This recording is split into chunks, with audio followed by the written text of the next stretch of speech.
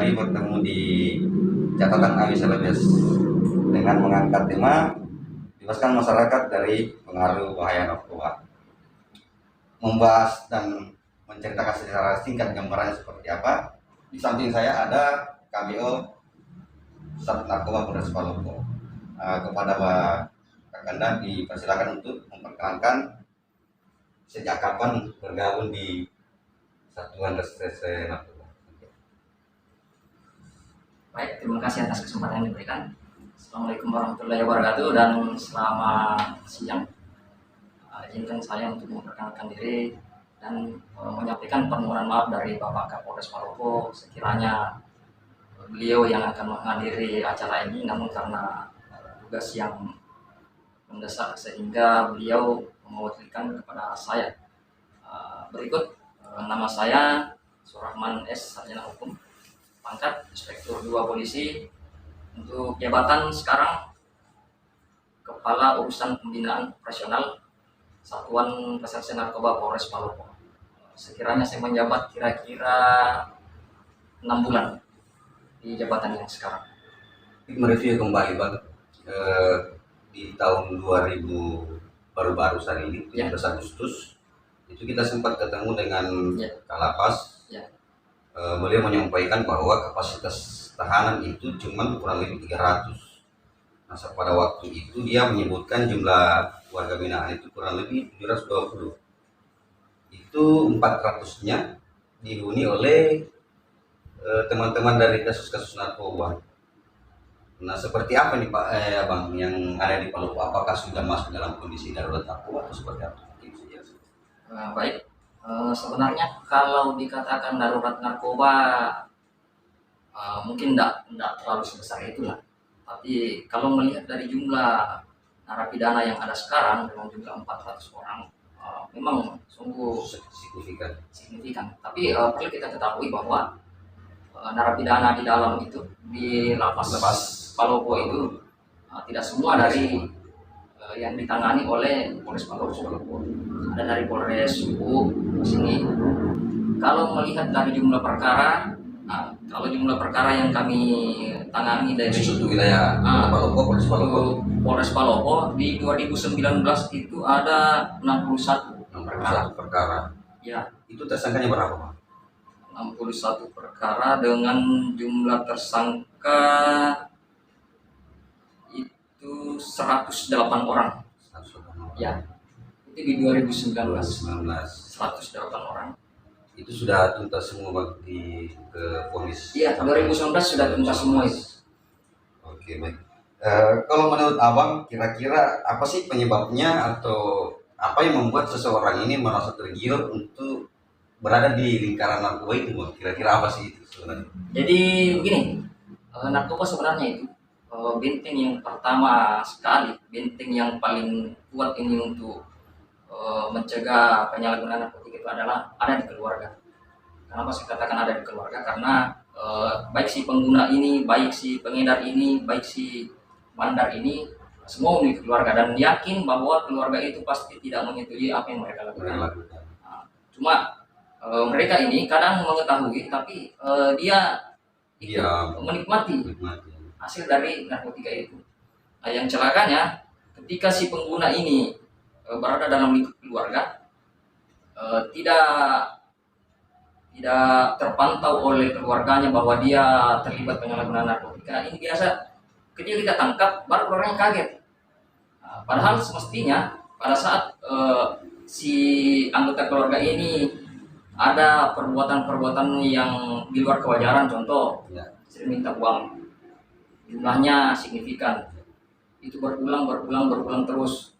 Contoh lagi, ambil barang-barang yang di keluarga, dijual, dijadikan uang untuk beli narkotika. Memang pada saat membeli narkotika itu tidak ketahuan karena tidak mungkin dia katakan sama orang tuanya. Contoh, saya membeli narkoba, tidak mungkin ya. Pasti itu keperluan lain. Ternyata di luar beli narkoba. Nah, kejadian-kejadian yang seperti ini, gejala-gejala di dalam keluarga yang seperti ini, inilah biasa yang menjadi awal ya. Ketika di luar bergaul dengan teman-teman yang salah, teman-teman yang memang kesehariannya bergaul dengan narkotika, akhirnya dia terjerat, terpengaruh. Jadi memang pengaruh lingkungan juga termasuk Ya, salah satu faktor yang pengaruh lingkungan yang paling berpengaruh. Kalau misalnya dia kan tadi dari sisi anak mudanya, Iya, nah terus kalau anak muda kan dia tidak berpikir apa namanya untuk mencari Iya. uang atau apa. Iya. Nah kalau misalnya dia sudah berumah tangga, otomatis kan dia Ya, sebagai kebutuhan untuk menambah ekonomi seperti Iya. itu, Bang. Ya. ya ada kasus yang kami tangani, dia profesinya tukang batu. Tukang batu. Nah, jadi alasannya itu untuk menambah stamina. Jadi menurut dia, ketika dia menggunakan narkoba, semangat kerjanya Semakin tinggi. Nah, sampai malam pun kerja 24 jam, dengan begitu dia bisa menghasilkan uang untuk keluarganya. Nah, ini dari segi pemakai, Bang. Nah kalau misalnya dari segi pengedar, apakah memang besar iming-imingnya itu untuk mendapatkan keuntungan itu, Bang? Iya. Kalau berbicara keuntungan narkoba itu keuntungannya sangat menggiurkan. Nah, di samping menggiurkan karena pengguna yang banyak untuk mencari. Pengguna banyak untuk mencari, pastinya ketika banyak yang mencari, barangnya sedikit, harganya mahal. Nah, jadi itu yang menjadi daya tarik bagi orang yang punya modal. Dari kategori pengguna dia naik menjadi pengedar. Ya.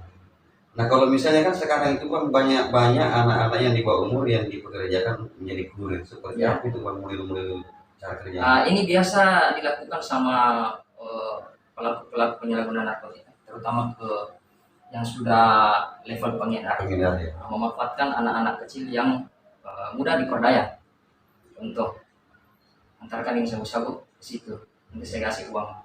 Nah, anak-anak yang seperti ini kalau ini uang tertarik dia. Nah, cuma kendalanya ketika dia tertangkap, nah ini proses hukum yang dijalani untuk kategori anak itu berbeda dengan orang dewasa, karena ketika si anak ini tertangkap tangan menggunakan narkotika, itu masih ada upaya untuk dilakukan diversi. Ya. Tapi ketika dia tertangkap tangan menyerahkan narkoba itu ke orang lain, ataukah dia yang menjual langsung, nah itu ancamannya lain lagi. Itu tidak melalui proses diversi karena ancamannya di atas 7 tahun. Dampak dari penggunaan narkoba ini, penyakit atau apa, seperti apa tuh, Bang, pengaruh-pengaruhnya kalau konsumsi seperti itu? Yang pasti kalau penyalahgunaan narkoba itu overdosis, itu kemungkinan besar meninggal. Itu sudah banyak kasus terjadi seperti itu. Kemudian dampaknya lagi kalau dia tidak menggunakan narkotika, dampaknya malas. Jadi ciri-cirinya teman-teman kepolisian ini, jadi Ya. ciri-cirinya untuk mengatakan ini pengguna. Seperti apa tuh, Bang, melihat ciri-cirinya pengguna? Kalau secara fisik sulit dibedakan. Sulit dibedakan. Tapi mungkin kalau mungkin lebih pasnya dokter yang pahami terkait masalah ciri-ciri fisik. Nah, cuma biasa yang kita menjadi titik awal dari penyelidikan itu kalau ada informasi masyarakat. Jadi kita tidak melihat ciri-ciri fisik. Ya. Jadi kalau misalnya melakukan ini, misalnya ada informasi, Bang, terus ditelusuri, nah kemudian si pelaku ini taruh misalnya dia oknum, baik itu dari oknum wartawan atau oknum kepolisian, kira-kira seperti apa kendala-kendalanya di lapangan untuk melakukan siasat atau penangkapan? Sebenarnya kita tidak melihat profesi seseorang ketika melakukan penegakan hukum terkait penyalahgunaan narkotika ini. Kita tidak melihat profesi. Siapapun dia, apapun profesinya, pasti kita lakukan penegakan hukum. Ketika alat buktinya terpenuhi, pasti kita proses. Seperti itu. Oke, pemirsa, kita akan kembali setelah yang satu ini. Kita masuk ke sesi pertanyaan selanjutnya.